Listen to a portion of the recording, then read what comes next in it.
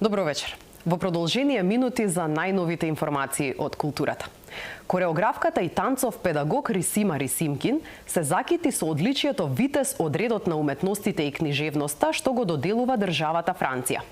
Орденот и беше доделен на свечена пригодност што се одржа во француската резиденција. Рисимкин и нејзиниот танцов театар беа први и единствени изведувачи од Македонија кои настапија на сцената на Националниот театар за современ танц Шајо во Париз во 2022 година.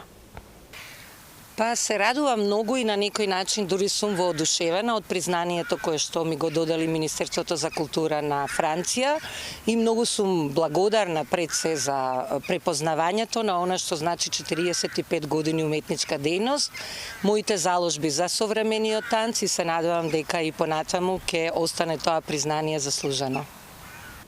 Целото интервју со кореографката Рисимкин ќе може да го погледнете утре во нашата утринска емисија Добро утро секое утро.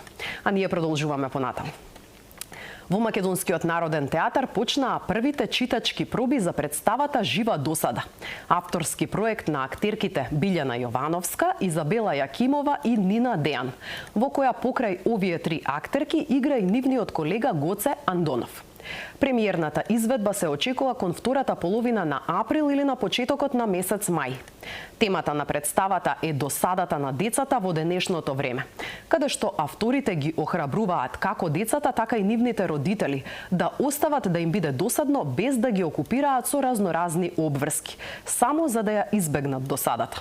Ликовите на децата Давид и Бојана, кои се представници на децата на денешното време, во еден момент се среќаваат со дел од ликовите на Недојдија, каде што во одреден момент си ги менуваат местата со цел да докажат во чие време е подосадно. Представата поентира со тоа што ги охрабрува децата да веруваат во магијата на играта, како и да научат да комуницираат вербално меѓу себе.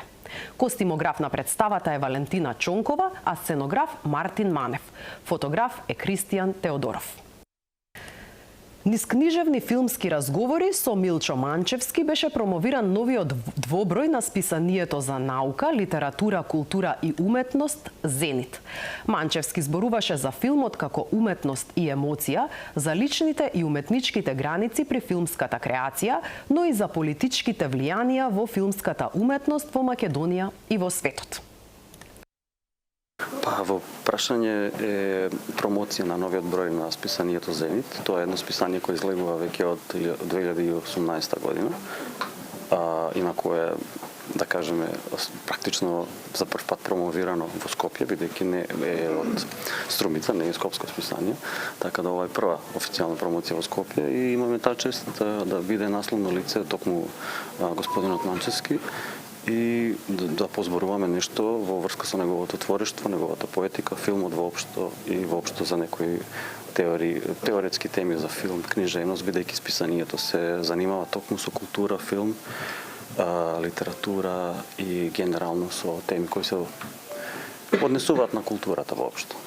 Мислам, јас учествувам во изданието само со интервју кое го направивме пред 2-3 месеци и списанието излезе пред известно време.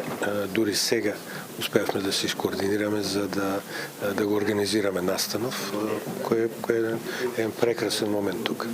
Па, тој интервју во кое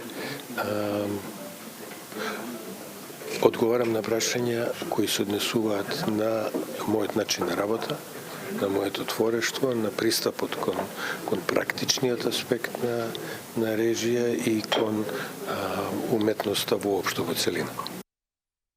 Со оваа информација ги завршуваме вестите од културата. Ви благодарам што и денеска бевте со нас.